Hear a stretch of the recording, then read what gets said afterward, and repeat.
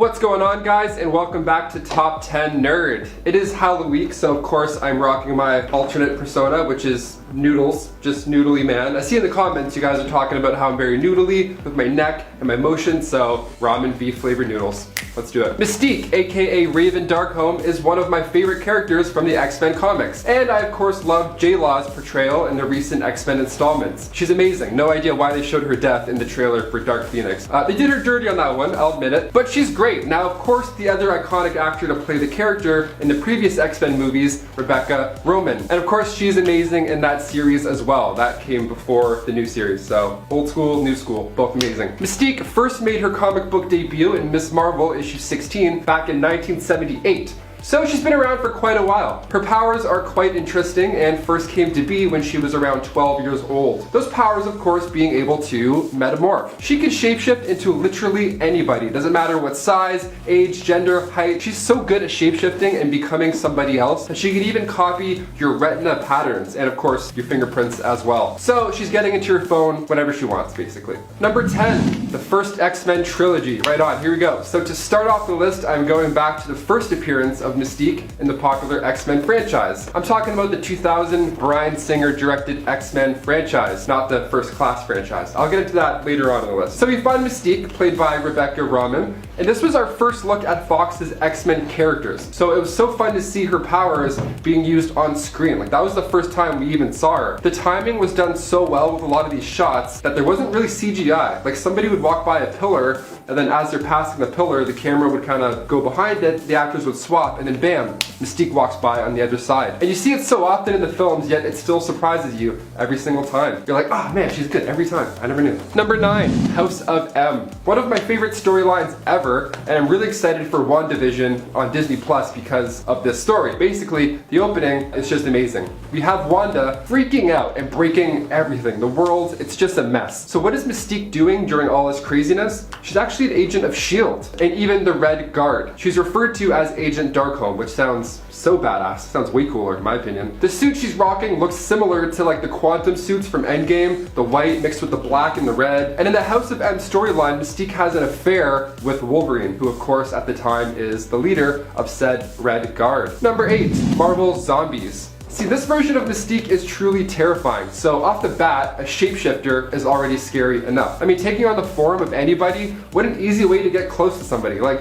imagine if Mystique was a zombie. That's even scarier. So now we go to Earth 2149, the location of the 2007 Marvel Zombies storyline. See, issue 4 of Marvel Zombies, Army of Darkness, opens with a brutal but amazing scene. So we see Wanda Maximoff calling for help, and then of course, her brother swoops in to rescue her. Now at this point, we see her face change quite drastically, as she is actually Mystique as a zombie. So Quicksilver is like, don't worry sis, I gotcha, pew, and then grabs her. And then she responds with, sucker, and bam, bites him. Not nice. So now we have a super fast contagion spreader, like I'm talking really fast. S.H.I.E.L.D. didn't even have a second to strike. Damn, Mystique, good call with Quicksilver, but man, not cool, right in the feels. Number 7, Deathstreak. Here's a fun one. So back in Infinity Wars, Infinity Warps, we got to see a bunch of fun amalgamated characters. This happens after Gamora has collected all the Infinity Stones and has literally folded the universe in half. This made a bunch of interesting heroes and villains, one of them being Deathstreak. Their appearance is short but still interesting nonetheless. Only appearing in Infinity Warps issue 2, Deathstreak is a warp between Lady Deathstrike and Mystique. So Deathstreak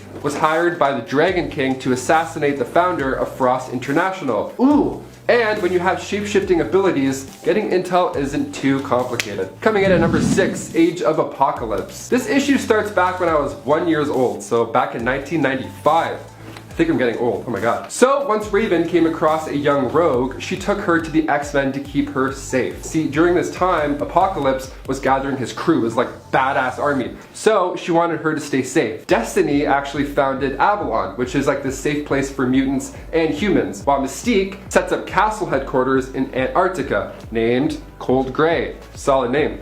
Fitting. So she helped those looking for Avalon. Now, of course, she took a little side payment for getting them there safely. I mean, it's not an easy task. There was even a rumor floating around that Mystique had been dumping their bodies after receiving her payments. So Magneto sent out Nightcrawler out to his own mother to travel safely to Avalon, okay? During his travels though, he was attacked by Callisto, the not-so-chill pirate. Now, of course, he was saved by Mama Mystique, and the two traveled to Cold Grey together. She was hesitant on following Nightcrawler to Avalon, so Nightcrawler was like, wait, are the rumors true? Did you actually like get people to pay you for traveling and then drop their bodies in the ocean? And she's like, well, I take the payments, but that's it. Not nearly as bad, not nearly as bad. Nightcrawler, it turns out, was being stalked by Apocalypse's Pale Riders. So they found Destiny and Avalon. Eek! So the Pale Riders, obviously, they didn't end up so well. They got fought off, and then the Shadow King attacked. So Mystique and her son formed Excalibur, and they saved the day. Nice. With many casualties in Avalon, Destiny agrees to return to America and kick some ass. Number 5, X-Men Evolution. For this one, we're going to the animated series. How fun. So Mystique is just a lot of fun in this television series. She has more of like a mother character in this. But at the same time, she of course is trying to be the mother to Nightcrawler and Rogue. See, they want her to act like this mother figure, but she's focused on getting them into the Brotherhood,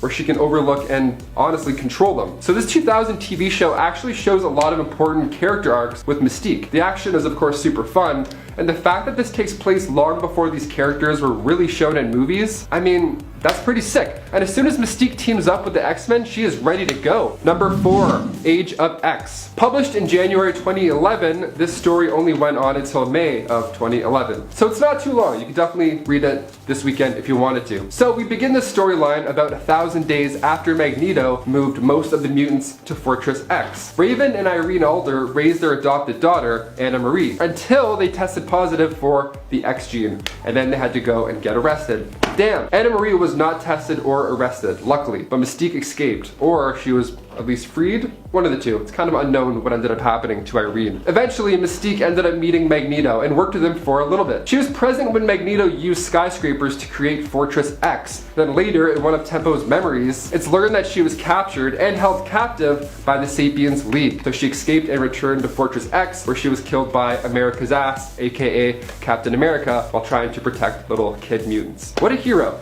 I'd rather see her go out like that, like a champ, you know, than how she went out and Dark Phoenix. Ugh. I saw that and I just wasn't sold. All that time with the character building and that's how you want to take her out? That soon in the beginning of the movie? Come on. Grow up. Number 3, Exiles. We head on over to Earth 797 where Mystique is actually a guy. Yeah, he's a guy named Raphael Raven Darkholme, which for one sounds like a Ninja Turtle Mystique amalgamation, which I would pay top dollar to see, may I add. Similarly to the OG version of Mystique, he of course has a relationship with Destiny. But because of the gender swap in this version, the two of them ended up having a kid. Both of them unfortunately didn't survive too long, the kid or Destiny. So of course, to make this painting even sadder, he often visits their grave in a true superhero fashion. Also, you can just be a good person fashion too. You don't have to be a superhero to visit a grave. You can just go and do that. You should go and do that. So one day he's about to be attacked by soldiers when all of a sudden Sabretooth enters and saves the day. He was also stranded on this Earth 797, good timing Sabretooth. So Raphael, the not Ninja Turtle, of course owes him one. So when Sabretooth gets picked up by the Exiles, he's like, wow, I owe you one. So I'm gonna come with you. Get him, bitch, we're going fighting. And number 2, epic movie. So when you search for cinematic appearances of the character Mystique, this horrible version pops up. And it's too real to ignore, so let's just talk about it. Let's get it done. Of course, epic movie is part of the parody movies that popped up back in the day. There were a bunch of them. There's like scary movie, disaster movie, epic movie, and of course they touched on the superhero lore that was popping at the time. Now, looking back and watching this now, it's cringe and the humor's stupid or whatever, but this came out in 2007, so this was like a hot take on the character. Like this was like a cool, like they had to get the rights for this character. This came out a year after X-Men The Last Stand, so people were ready for the parody, I think. Kind of wanted it. People weren't too happy with that movie, so they were like, alright, let's see what you can do with this. Mystique, played by Carmen Electra of course, and her changing appearance was obviously the butt end of the joke. But when she asks young Peter how he prefers her to look, he excitedly shouts, monobrow.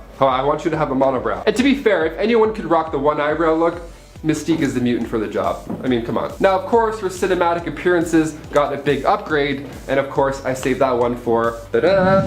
Number 1, Jennifer Lawrence. Of course, I'm saving the last spot for J-Law. So she began her journey playing the iconic character in 2011, starting with X-Men First Class. Now, out of the 4 recent X-Men films, I think Days of Future Past was the most important, and probably the most entertaining. Now, of course, this movie was made to reconcile the original trilogy and First Class, so there was a lot going on in this movie. Mystique's character being one of the most important. See, Wolverine was sent into the past to prevent her from killing Trask, because in doing so properly, we can avoid this whole dystopian future where mutants are hunted down by Sentinels. And they're scary too, they'll wreck you. Days of Future Past is hands down my favorite of the movies. No contest. Jennifer Lawrence is amazing, but then of course met her demise in Dark Phoenix. Way too soon, and it was also shown in the trailers. I'm not over this yet. So I'm not sure how we went from Days of Future Past to this. Kind of rude. Also, I'm gonna call it now in this video. Maya Hawke will be cast to play Mystique in the MCU. You heard it here, folks. Check the upload date. It's official. I'm calling it right now.